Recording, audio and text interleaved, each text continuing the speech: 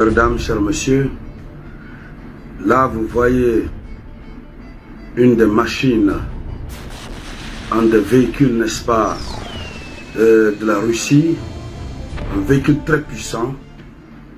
Je vous demande simplement de suivre la vidéoconférence jusqu'à la fin et partagez la vidéo au maximum.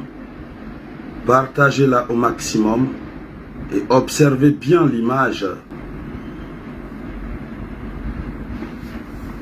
Mesdames, chers messieurs, ce que vous venez de voir, c'est le robot Mecha russe, qui est, n'est-ce pas, un robot de combat. Ah oui, c'est un robot. Mais quel type de robot? Quel est son rôle? Pourquoi les Russes l'ont envoyé en Ukraine? À quel moment les Russes l'ont envoyé en Ukraine? À quelle date? Alors, nous allons aller dans les profondeurs, comme d'habitude.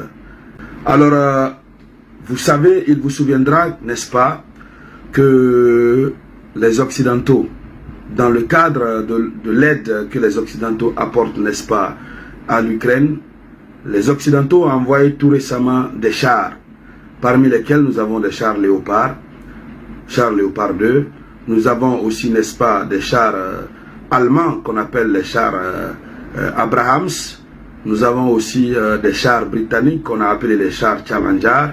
Donc ils ont reçu plusieurs types de chars. Alors, le fait, n'est-ce pas, pour les Occidentaux de livrer plusieurs types de chars, n'est-ce pas, à l'Ukraine, cela n'a pas du tout plu à Vladimir Poutine et à la Russie. Vladimir Poutine a donc décidé d'apporter une réponse proportionnelle à l'acte posé. Vladimir Poutine considère la livraison de ces chars, que ce soit les chars allemands Abrahams, les chars Léopard 2 ou les chars Challenger, Vladimir Poutine a décidé d'apporter une réplique à la situation. Cet engin que vous venez de voir, nous allons encore une fois aller dans les profondeurs. Vous allez découvrir combien de fois les Russes sont déterminés et ils ont les moyens de leur nouvelle stratégie de combat, de guerre, et vous serez surpris du résultat. Je vous demande simplement de suivre la vidéoconférence jusqu'à la fin. Alors, il se passe quoi?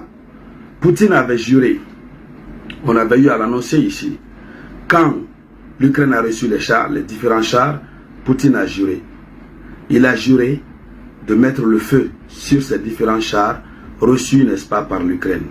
Son ministère de la Défense avait fait la même promesse de réaliser la volonté, n'est-ce pas, de Vladimir Poutine.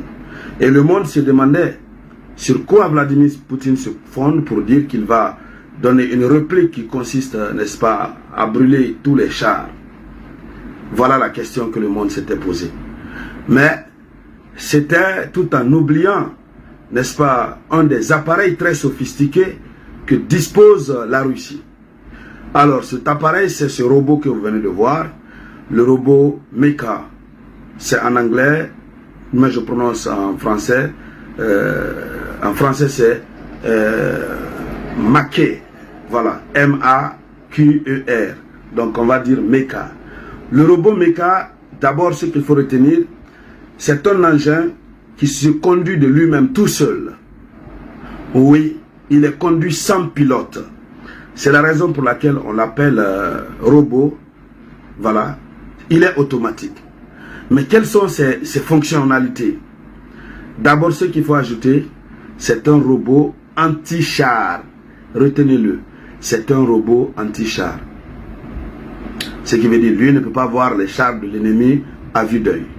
Déjà, le média Sputnik nous dit, n'est-ce pas, selon un article qui date du 2 février 2023, du média Sputnik, on nous dit que les robots, n'est-ce pas, Mecha, voilà, Marka, parce que j'ai fait erreur, c'est M-A-R-K-E-R, Marka. Donc, ces robots Mecha, Marka, sont arrivés en Ukraine. Donc, depuis le mois de février, fin janvier, début février, ces robots sont déjà arrivés dans le Donbass en Ukraine. Poutine les a fait déployer en Ukraine en réponse aux chars Léopard, chars Abrahams, chars Challenger qui ont été envoyés, n'est-ce pas, en Ukraine par les Occidentaux. Et le problème avec ce robot, c'est que c'est un robot automatique comme on le disait. Un robot qui a la capacité de rouler sur 100 km. Même si après le robot peut reprendre encore ses courses. Mais il est adapté à toutes les routes. Que ce soit la circulation sur la route, donc une route bitumée, ou que ce soit sur les routes de campagne, ou que ce soit en pleine forêt, le robot a la même capacité de vitesse.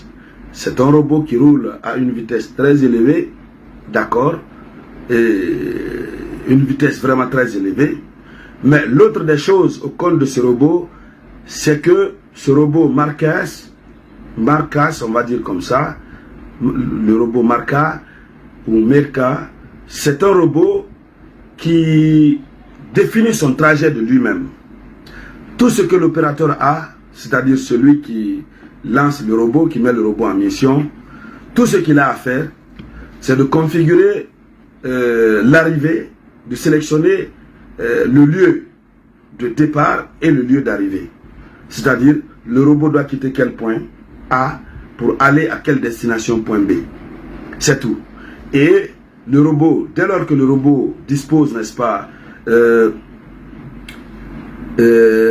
son instruction de lieu de départ et de son lieu d'arrivée, le robot lui-même, au fur et à mesure que le robot bouge, le robot lui-même trace une carte comme étant son itinéraire à suivre. Et les informations sont directement relayées au service militaire russe. Et l'autre problème, c'est que, ou l'autre efficacité du robot, c'est que le robot, il est capable de détecter automatiquement à distance, à des milliers de distances, des obstacles. Donc quand je parle d'obstacles, je vais parler des ennemis, en tout cas tout ce qui peut l'empêcher de passer.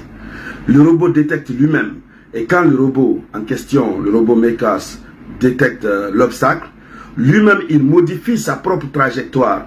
C'est-à-dire c'est une intelligence artificielle, c'est comme si l'être humain était dedans, et que l'être humain parvient, n'est-ce pas, en train de conduire et parvient, n'est-ce pas, à constater qu'il y a un danger devant un obstacle et qu'il décide de contourner. Mais l'avantage avec ce robot, c'est que le robot a la capacité lui-même de modifier son itinéraire, et quand il finit de modifier son itinéraire, toujours sa vitesse reste inchangeable et inchangée. Il ira jusqu'à sa destination, atteindre sa cible.